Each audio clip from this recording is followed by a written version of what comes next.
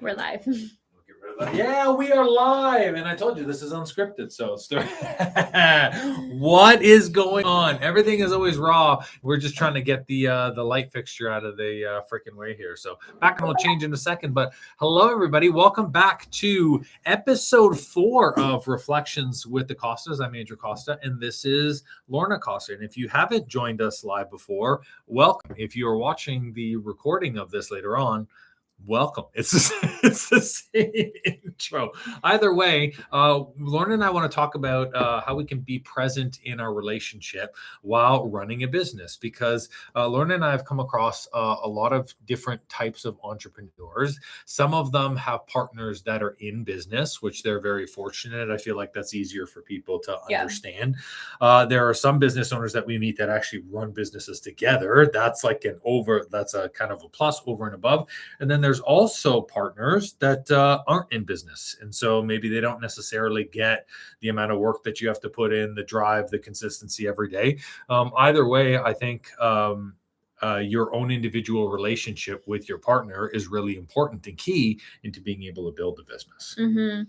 Regardless if you're in a relationship where your partner is also in business, or maybe they have their own like 9-to-5 job and they're not really in this like entrepreneurship. Regardless, I think it's so important to have boundaries with your partner and for you to communicate what's important for you. So, I think a lot of the times it's just like, but like, don't you understand that like I'm going to be working these hours, or like, don't you understand like I want to be working on the weekend? But I think like communicating is so important, and making sure that you guys are on the same page, because I mean, we've even experienced it before where it's like, whether I was working a lot more and then it's like maybe you're wanting more connection, or maybe you're working more and I was like, well, I want to have more connection with you. And something that Andrew and I did was we put in place two things: a weekly date night to forget about work, although sometimes we bring work into our dates because it's just, we love it. So it's different. It's not like we're talking about problems. Like we're always talking about growth, celebrations, wins, like what's next.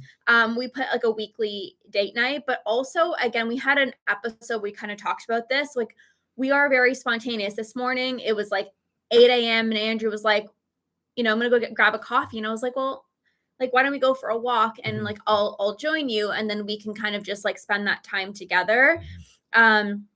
So I think it's really important to have like a weekly date night or like a weekly date or something like that, where you can actually intentionally be present. Sometimes even during our meals, it's like, hey, like, let's put our phone down. Let's like actually have a conversation. Because, at the end of the day, again, whether your partner is into business or not, like I'm sure if you had to choose between your relationship and your business, you better be choosing your relationship. Straight up. You better be choosing your relationship 100%. Like, I always think about that. I'm like, yes, like I want to respond to this person. Yes, there's an excitement of like, we could be working like all the time, right? But it's like, there's nothing more frustrating than trying to communicate with somebody and they're not focused. They're not present. And I've done that to you many times where you be in conversation with me and I'm literally like on my phone. And when I see that on the outside, I'm like, ooh, like that's not a good look. And so, a huge part of being present is having the intentional time, whether it's dinners together or one day per week. Sundays we do like family day, church. So I think that's like a huge part, and like setting those boundaries or setting those expectations, like on the weekends. Like sometimes I like to work, but then that's when like Andrew likes to kind of more relax and like, we got to find that balance. But again, you have to communicate, right? It's like you have to communicate, because there might be some times where, your partner is looking for more connection, but we can't read people's minds, it's like you have to actually communicate that what you're actually looking for. For sure. I feel like you and I are very different than the majority of the couples, period, only because we've done a lot of the self-development. We've done a lot of work on ourselves individually, Yeah. which makes us really strong communicators. Like, I Yeah. think when you're going into a relationship or you have an existing relationship, how you have grown as a person ends up being like what your default is for the way that you communicate. And a lot of people don't know how to effectively communicate things. And I think, especially if your partner, you have a partner who's not a business owner Yeah. and you are a business owner, or like vice versa, you might be listening to this and your partner is the business owner. Sometimes as business owners, we expect everyone to communicate at the same level, which is everyone is self-led, everyone is open, everyone is like, hey, this is exactly what I need so we can move forward with it. But not everybody communicates that way. And this is where you developing as your own person, especially through the role of entrepreneurship or through running a business, is very important. And, like I have, well, you and I have worked with several couples over the span of many years, whether it's through health coaching or like I'm coaching a business couple right now. And it's funny because every couple tends to find itself in like the same energetic situation where like I'm more logical, you're more emotional. I'm more of like, so not just logic, but like the structure, like the process, the reasoning, the steps. And then you're like the dreamer, the put together the vision and what that is. And then we come together and we formulate that. But there's not necessarily a leader per se. It's whoever's doing that thing in that moment. Like leadership passes between both of us. And because of that, the communication is something that is very open. I would still say probably our greatest challenge in communication is just anytime we're doing something with our own personal businesses, because I feel like both of us are so passionate that it's really just like, hey, like I want to do it this way type of thing. But always it's like maybe 30 minutes of that, of like trying to get out of our own way. And then we always get back into it and we're always on the same page, I think what's really important is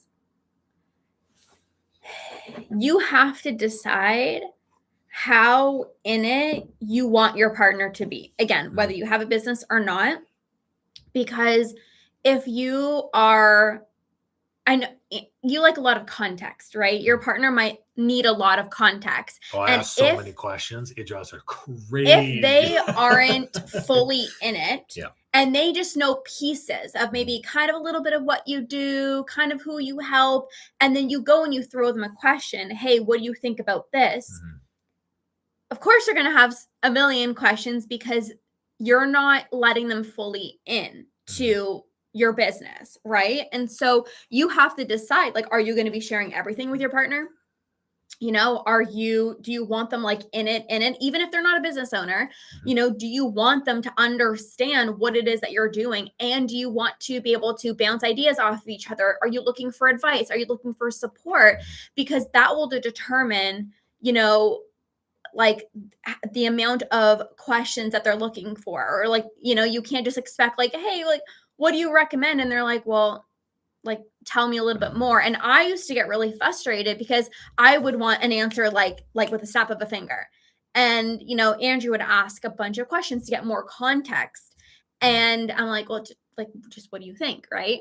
And so I think that's really important. Like, how in it do you want your partner to be? Because I even work with some clients and, they're talking about their health with their partner, and then they're kind of frustrated because their partner doesn't get it, but then they don't share the full picture with them. So just really like contemplating, do I want my partner really, really in it, or do I not? And if you don't want them in it, then you have to expect a bunch of questions they might not understand, / maybe they're not the right person to go to for advice. And I think that's the key is they don't have to be that person. And I feel like when it comes to a relationship, people expect the partner to fulfill them in every way, right?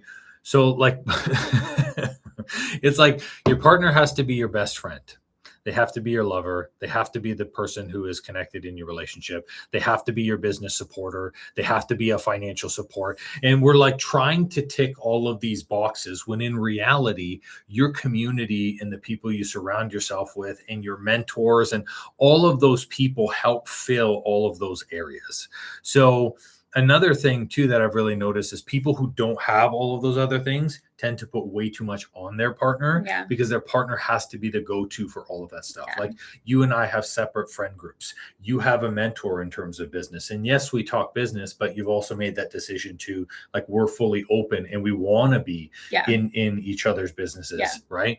But understand like we don't have to, you know, there are tons of people I know, like I know this chiropractor really well, where his partner is not like, she's not part of the business at all, but she knows nothing about the business. Yeah. There's no conversations about that. Similar to like if someone were to go to work at a 9 to 5 job, you'd be like, oh, how was your day? And they might be like, oh, like my boss said a couple things, but it's not like, oh, and I did this and then this is what happened. It's like the context is there, and it's not necessarily that you're hiding things. Right. We're not hiding things from people. Yeah. It's like Lorna said, if you're not going to be fully involved in that, then perhaps that is something meant for a friend. That is something meant for a confidant. And that's why there's so much more than just your intimate relationship. Yeah. And you really have to take a look at that and say, like, what do I want my relationship to be? And that's like why, you know, doing an episode talking about being present in your relationship. A lot of people, when they start to build a business, they have their relationship take a back seat. Yeah. And it's always like it's business first, it's clients first, and then it's relationship second. And you end up being like unofficial roommates. Besides, you know, maybe you do the occasional thing with kids. And like one of the things that I found that we corrected pretty early is like you and I, especially both working from home, we spent a lot of time around each other. Yeah, but it was like maybe intentional time. Yeah, it was a month of that. And then we were like, okay, we got to figure this shit out because we're here. Yeah. And you're like, it's great, but it's not actual like meaningful, like I'm filling your cup, you're filling my cup. We're just in the vicinity, you know? Yeah. And that can be true with a lot of business owners because their time can be very fluctuating and very structured, right? So, you know, a drive in the car between clients or like, a cross paths in the kitchen as one person's finishing lunch and the other person's going does not equate to quality time, you know? Well, time. I think that's why we actually created the date night. The date night, yeah. Right? Well, because again, like, you know, we're like literally like we see each other all the time, but then again, like, and I love it. Like, you know, it's like that is something I love so much, but again, like it's not even the amount of time, it's the quality. And I think something about being present in your relationship while running a business is really understanding like what each other needs. So for me, it's like I want like quality time, right? Like I don't need 500 million hours, but like let's spend like an hour like intentionally, you know, like quality time. Maybe your partner really needs like words of affirmations and like, you know, you could do that for them and support them again, even if you're not a business owner, but like, you know, celebrating your partner. I think something that you do a lot of is you're always celebrating me very big. So whenever something happens, you know, I think here's the thing. At the beginning stages of business, it's like everything's like, woo, so exciting. Yeah. And then as you like have those wins, it's very easy to kind of be like, oh, like, you know, this happened. And, you know, he's always like, let's freaking go. Like, let's celebrate, you know? And I think that's really, really important, having a partner that can really reflect back to you what you're doing well. And Andrew and I do this all the time. I shared on our walk today, I said, I'm going to celebrate myself because I'm really proud of myself or da, da, da, da, da, da, da. And I was like, I want to hear what you're proud of. Be that person for your partner, you know, because people, you know, your partner might not always want to celebrate or share, especially when you're in the thick of business. It's like, oh, like I need more clients or this isn't working or my content or this. But it's like, you know, I think it's so important to be the cheerleader for your partner. For sure. You know, and like in those present moments and just like celebrate, like, hey, I'm so proud of you. Like, you know, like you're doing a great job. Like, I think it's so important because people don't do it enough themselves. For sure. So And I think it's because you become conditioned to certain successes, right? yeah. And I think it's because you become conditioned to certain successes, Yeah. right? So, like the first time you sign up a client and the client's like, hey, I'm committing for 12 months. And you're like, holy shit, You like like this is pass really big. out. Yeah. You're like sweating when you get off the console. You're like, oh, this is crazy. And then, like, like Lorna and I over the span, like, just through the hormone coaching, I mean, it was close to 4,400 people we took through the process, right? And then it's like, you've probably served well close to 1,000 people easily through your process. And it's like looking at that, it can be easy for one person to sign up. And regardless of what the number is or how many clients you bring on, it can just be easy for you to be like, oh, like it's another client type of thing. But all of it really does matter because it's showing a level of trust. It's showing that people care about you. It's showing yeah, look, we can always get bigger and get better and make more money and more revenue and bring on more people, but like everything matters. Bringing on a teammate matters, like making a month of profit matter, like all of that is something that should be celebrated, right? I also think too is you can decide if you want your partner to be part of certain aspects of your business. So for example, in my business and Andrew's business, we don't coach the same clients, right? I coach my clients, Andrew coaches it. But your partner might have certain expertise that maybe you don't have. I draw stick figures as people, and Andrew will do these beautiful graphic designs. And so sometimes I'll be like, hey, can you create a graphic design for me? Like your partner might be very intelligent with like getting creative in terms of like names of programs, or maybe they have like a background in marketing or whatever it is. And it's like you can leverage that without doing like a deep dive. I think that's important for too. sure. Yeah, it's understanding what is the role that you're playing in your relationship. Like Lorna and I like haven't sat down and be like, you do this, I do this, like official roles, but we have areas in which we gravitate to, like similar when it comes to separating duties around the house. And it's like, look, there are certain, I mean, we didn't sit down and was like, okay, I'm taking the garbage, but like there's things that we naturally do that we've communicated with and that we've said like, hey, this is a lot easier for us and it makes more sense for us to do it. And so a large part of being in a relationship and really being present in a relationship is stepping up, stepping into those things and actively choosing to do that stuff. Like, don't wait to be asked or don't wait until it's needed.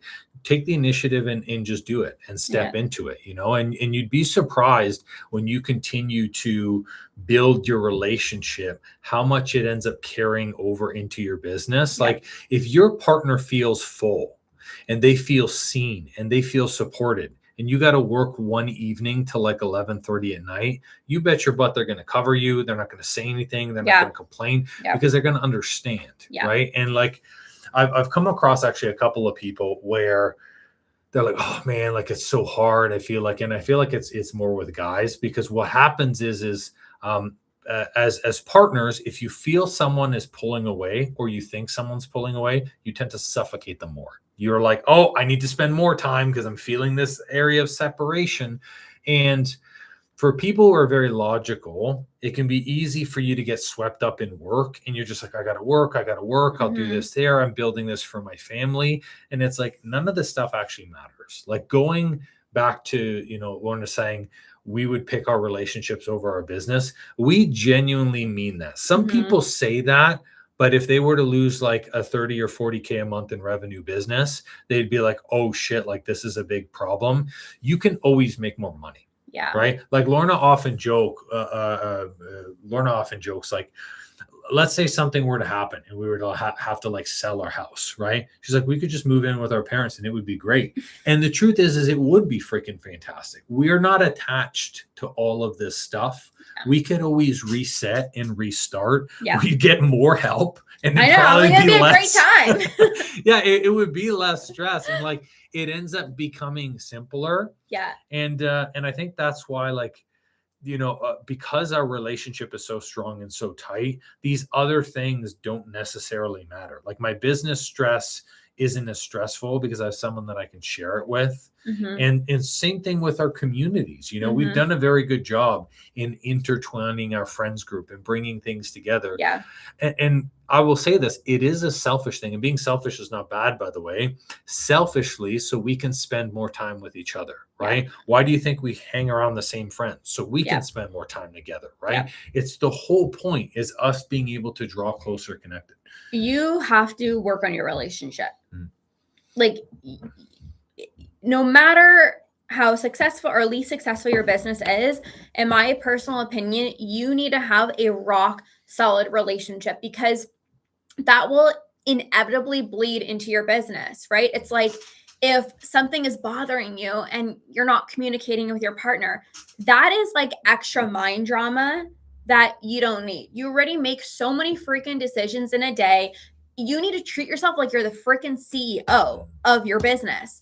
And if you are the CEO, you can't be carrying around like, should I have said this, or should I have, like, oh, like I need to bring this up to him, but like I don't know. Like, you need to work on your relationship, because if you don't have a rock solid relationship, then again, it's just like, it's extra energy that's being taken away from your business. And I know when we really focus on like intentionality and presence, again, it's like more joy, more fun, more pleasure.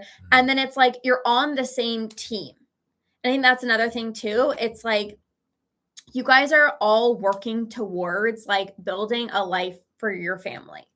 And I think for men, especially, they often feel like this burden of like, I need to be the one that like makes the money. I need to be the one that's like financially responsible. But yeah, like even from a money perspective, just to touch on that point, you and I have flip-flopped all the yeah, I time, was gonna right? say Like that. like last year, Lorna like was making sometimes triple what I was making as I was changing businesses and moving into the business coaching. And even before at the studio, right, when I had the in-home coaching and that business, we were basically using that revenue to then float our venture. Yeah. So there's always going to be a back and forth. But I think the thing which we've done really good is we don't have our ego attached to any of that stuff. Like I don't like, if you make more than me, amazing. I know. I don't care. Yeah. And like, I'm not like, oh, this is terrible. But also, we've had conversations about, it's not just about like being the one that makes the money, in different periods of times, right? Let's say Andrew's making more, but like, I'm taking care of Dominus, or it's like I'm taking care of the house, or it's like emotionally I'm there for him. Yeah. On times where I'm making more or whatever, it doesn't really matter. It's like, yeah, but like, you see me, you take care of me, you love me. Like, and to me, it's like needs aren't just financially. Whether it's the one partner or the other, it's like, what are you also giving to your partner? And this is why I think it's really important to know like what their love language is. It's like, you are supporting them, even if it's not financially, you are supporting them. I've told Andrew so many times, it's like, I don't freaking care if you make like $0, because you are there for me in so many other ways. I wouldn't actually be able to run my business if this was toxic, or if you didn't see me the way that you did, or you didn't celebrate me in the way that I did. So if you have seasons in your business where maybe it's highs and lows, even especially during the lows, don't put that like pressure on yourself to be like, oh, like I'm failing my partner, because you are giving your partner so much more than just like the finances. Yeah.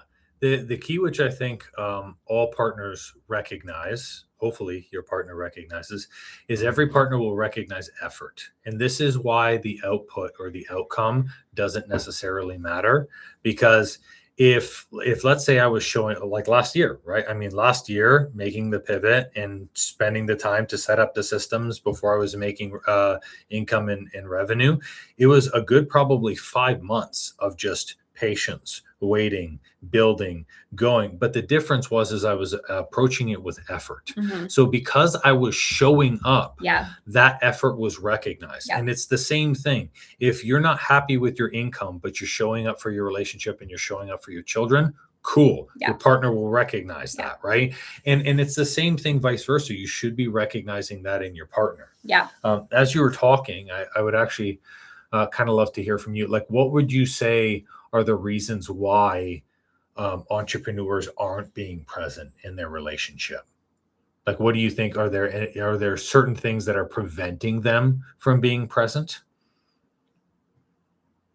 I think, I mean, this whole conversation about, like, I don't think people communicate what they need, because again, it's like you can be physically present with somebody, but you're not present.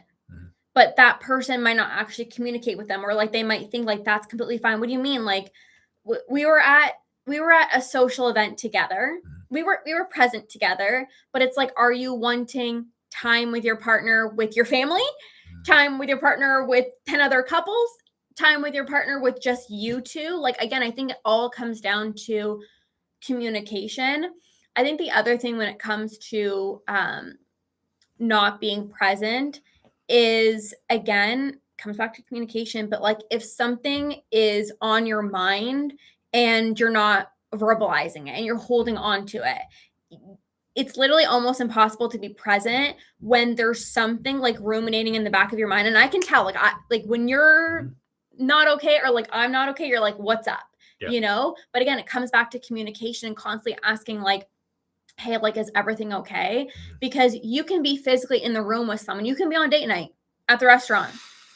You're physically there, but like mentally, you're thinking about that thing that's like ruminating. And I think people have a hard time with communication because they don't want to burden their partner. They don't want. Well, I feel like that's for men. Men don't want to burden their partner. No, females too. Because then. But so typically when this is interesting. And I would obviously my client actually brought that up last week.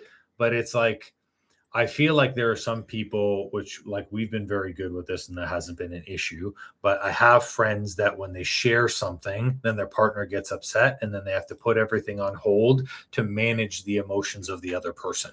And so what happens is they don't fully get to share, or they don't fully get to unburden themselves, because now they have to manage the emotions of other people. Well, right? So this and is that's usually why guys don't share. So, and this has even happened in our relationship where you would share, let's say, something, and then I would get emotional, and then, you would have to like take care of me instead of actually getting the support that you need. But I think for when it comes to females, is like when we share something, a lot of the times it's like the male partner, it's like they can like get over it like within 30 seconds, or like, I'm done thinking about it. And the female, like, often is like thinking about it for like the entire rest of the day, the entire rest of the week.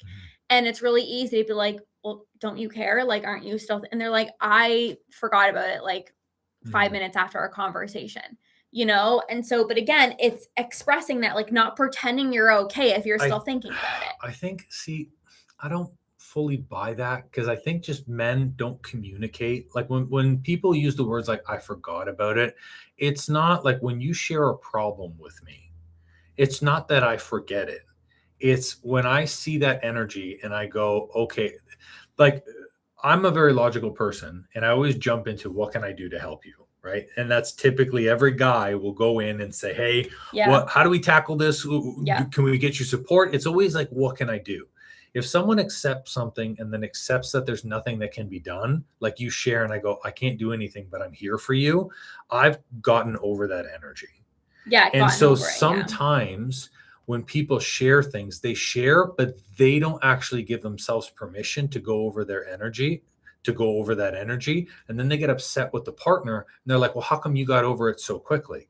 Well, I chose to get over the energy, not saying that it was less important, but it's really like, you can also choose that too. And I think that's why as well, like going back to the communication piece, do you want your partner to be an ear? Do you want your partner to simply hold space for you? Like, is that like whatever you say to them, they're supposed to delete? They're not even going to hear it. You're just a sounding board. Do you want your partner to actually help you? Many people don't know. And so it's a mixed combination of all three. And then you never get your expectations met. Yeah. I think another thing too that prevents partners from being present, especially business owners, is attachment to identity.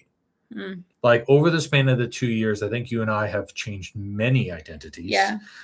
And we are no longer connected to one. And I feel like every title, the title of entrepreneur or business owner, the title of mom, the title of dad, they have a lot of good traits to them. But those identities also come with a lot of things that can sabotage you. Like the mom who always has to put their kids first, the business owner who always has to do extra time, the entrepreneur who's forever in the hustle.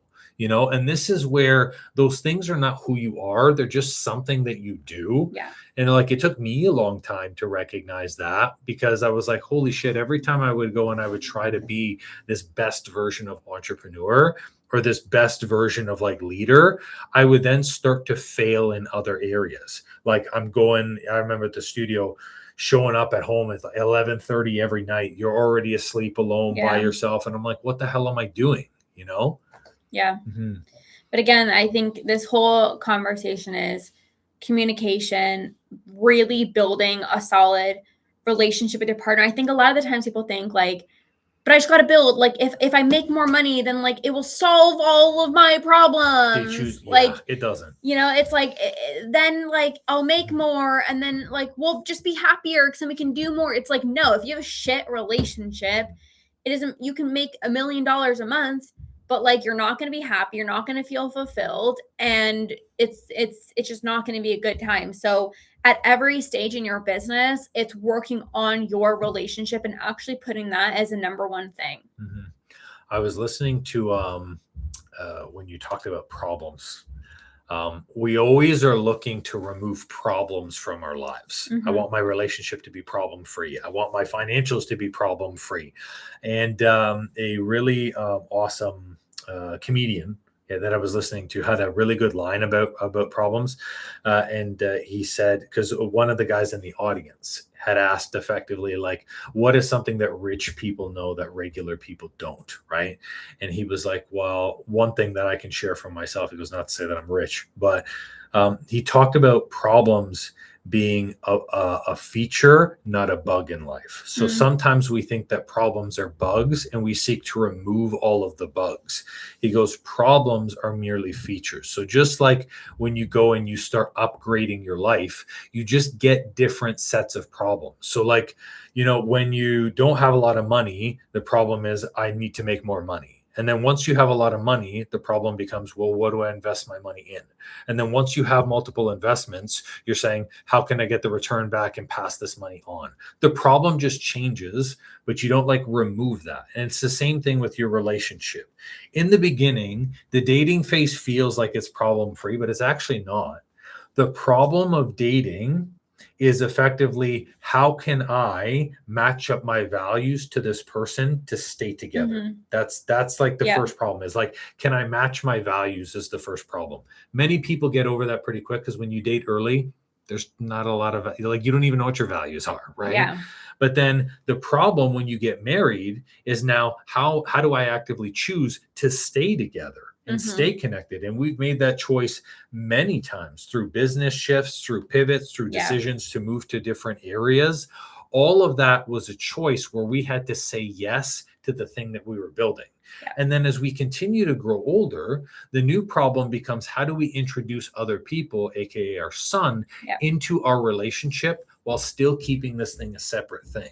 So it's not like Dominus becomes our relationship. Our relationship is still like a child we can't see, but now we have to raise Dominus and include him as a part of this thing and grow it separate. Because the problem where a lot of retirees or a lot of older business owners face, we got a lot of friends that now their kids are old, they're out, they've sacrificed a bunch of time for their businesses, and now they go, oh shit, I have a problem, I feel like my partner's a stranger. Right? So again, not problem free, just different problems that are continuing to shift. Yeah. I think the last thing I'll speak to, because I'm sure we'll do probably like a full episode on this, but support your partner. Like, I like, it sounds so silly, but like, support them, like every single time, I've wanted to do something, I wanted to host a retreat, or it's like, I have this idea, it's like he's always open to supporting me, and vice versa. When he wanted to do TEDx, he wants to write a book, I'm always like don't be that person that like squashes your partner's dreams.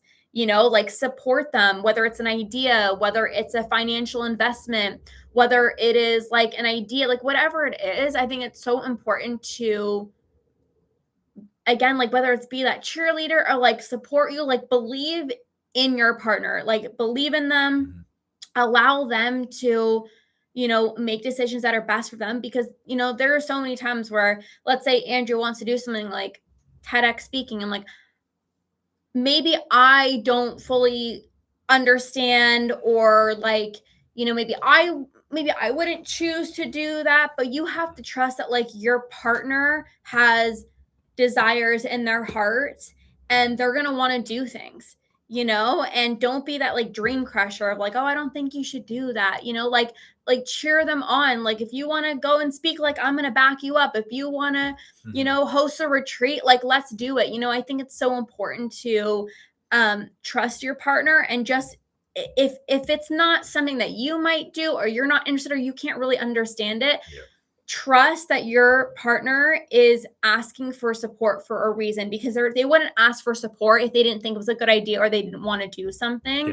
Like, they're only going to bring that forward to you if they're wanting to do something. For sure. And I guess final thing to that point before we wrap up the episode is, like, I'm sure you guys have noticed, whether watching through Reflections with the Costas, whether you're watching Tea and Teachings with us, I'm sure you've noticed, and it's the same thing that a lot of my networking connections notice. They notice the ease in the way in which we speak to each other.